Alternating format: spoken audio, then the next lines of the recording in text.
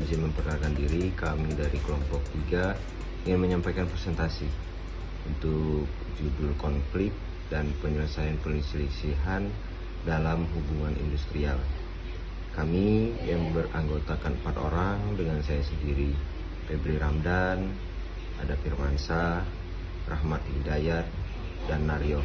Tahapannya kami akan membahas bagaimana pengertian dan konflik dalam hubungan industrial serta proses penyelesaian perselisihan. Adapun kata konflik dalam bahasan industrial ialah gejala alami yang timbul dari perbedaan kepentingan antara berbagai pihak seperti pekerja dan pengusaha.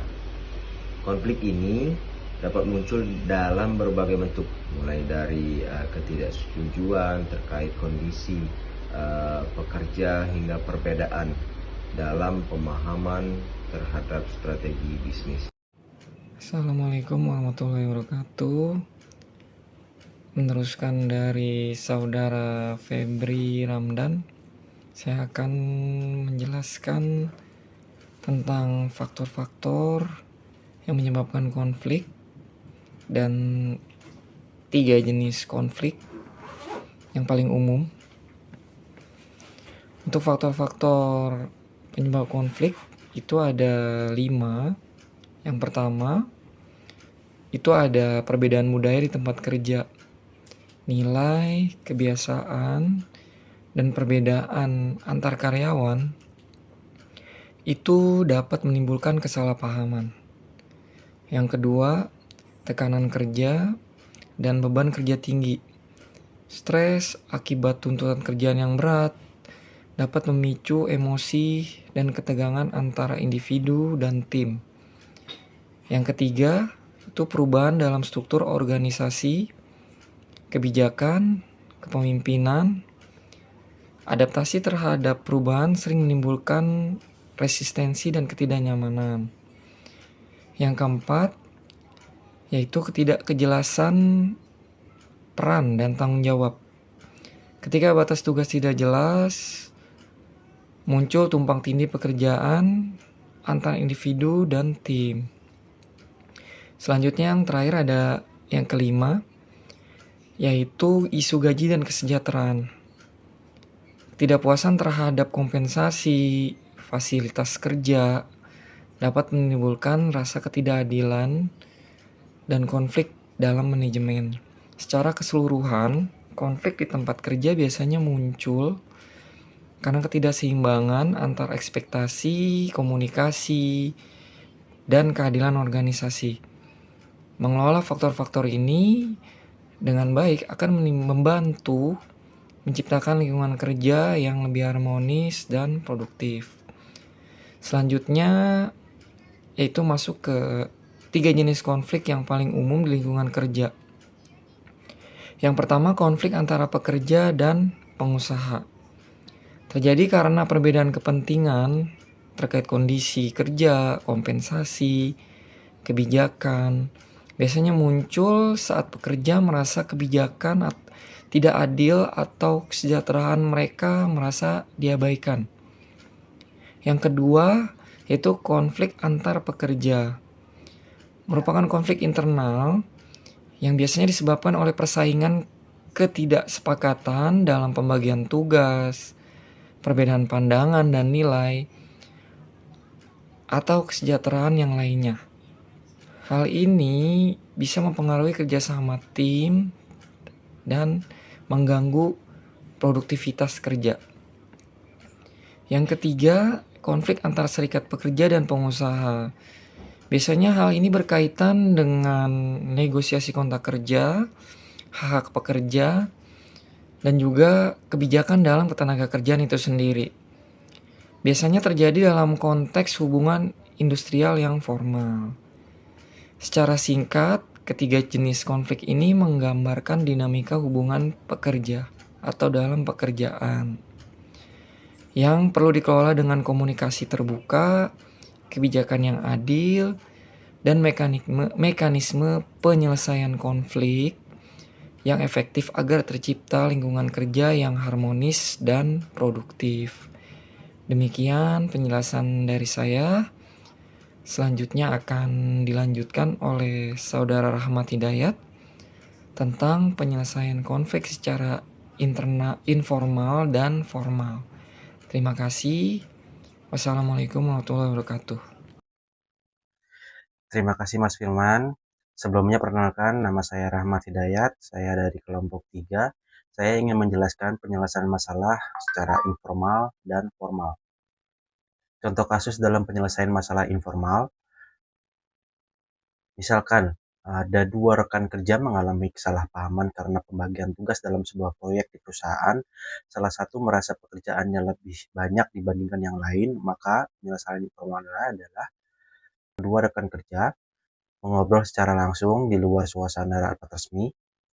Mereka saling menjelaskan sudut pandang masing-masing dengan santai dan terbuka, tanpa adanya paksaan, tanpa adanya campur tangan orang lain.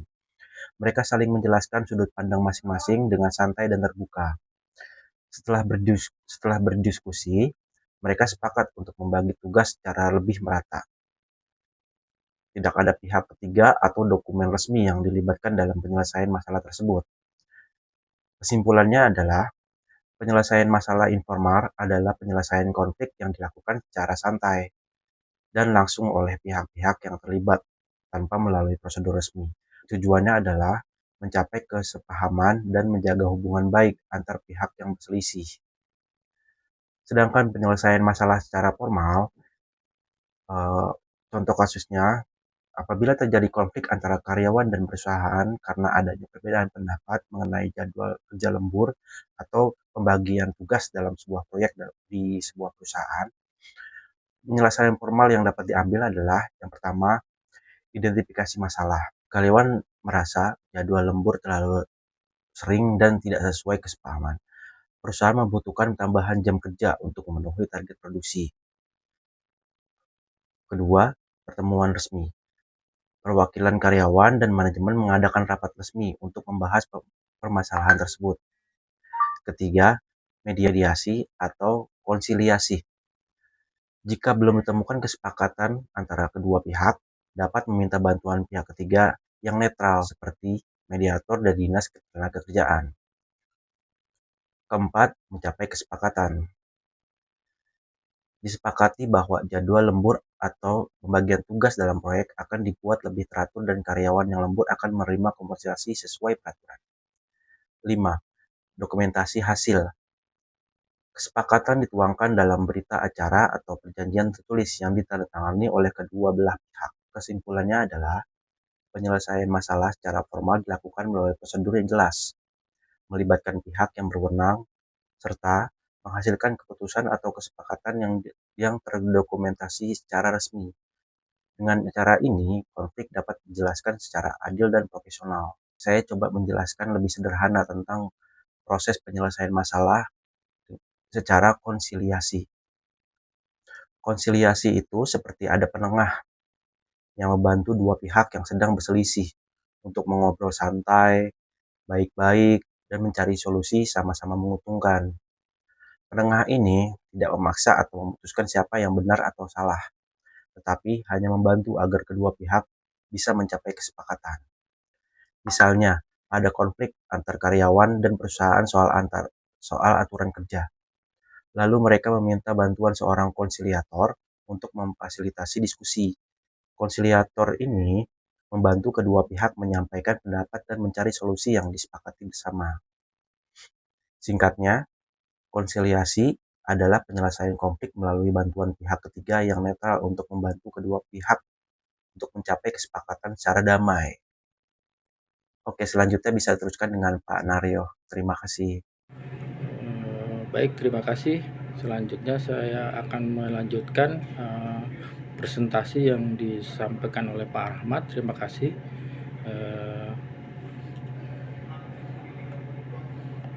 Yaitu melanjutkan mengenai strategi pencegahan konflik. Ya.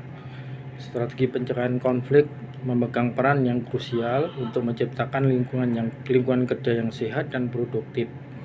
Penerapan kebijakan yang jelas menjadi langkah awal yang esensial. Dengan menciptakan norma-norma dan aturan yang transparan, organisasi memberikan pedoman yang jelas bagi para pekerja dan pengusaha, mengurangi potensi ketidakpastian yang dapat menjadi pemicu konflik. Kebijakan ini harus mencakup berbagai aspek ya, mulai dari kondisi kerja, kompensasi hingga prosedur penyelesaian konflik, memberikan landasan hukum dan etika yang kuat. Komunikasi terbuka dan efektif menjadi fondasi penting dalam mencegah konflik. Ini disampaikan oleh Puspita 2018 ya.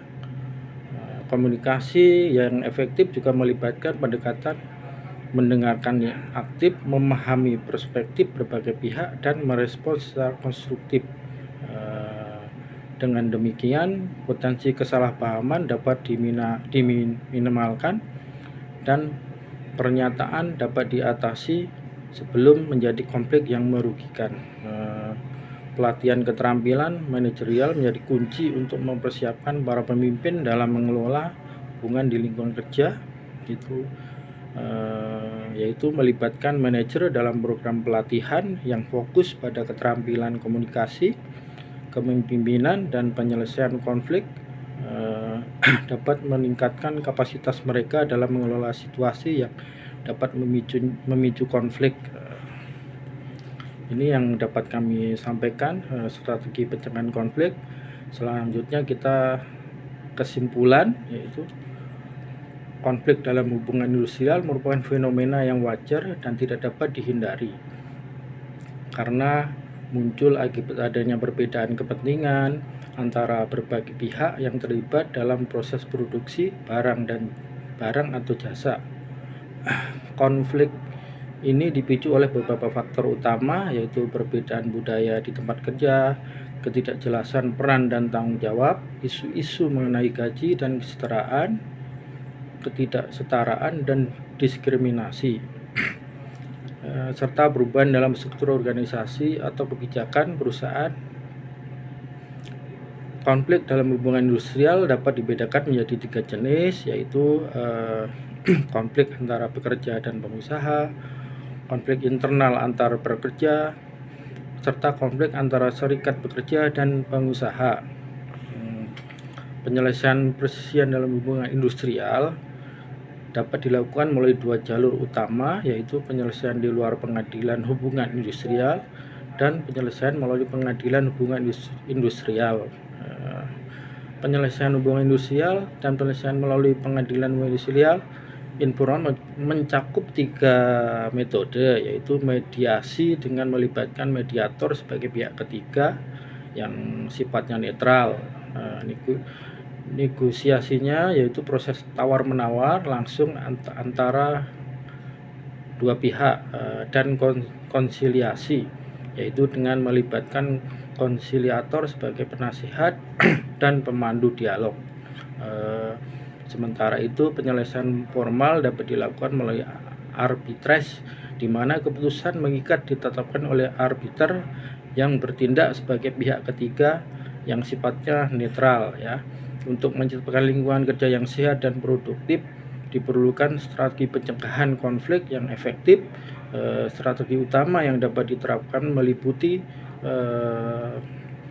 penerapan, yaitu meliputi penerapan kebijakan yang jelas dan transparan, komunikasi terbuka dan efektif yang melibatkan pendekatan serta pelatihan keterampilan manajer bagi para pemimpinnya dalam mengelola hubungan di lingkungan kerja. Demikian presentasi dari kami kelompok 3. Semoga bermanfaat. Apabila ada kesalahan dan kekeliruan, kami mohon maaf. Wassalamualaikum warahmatullahi wabarakatuh.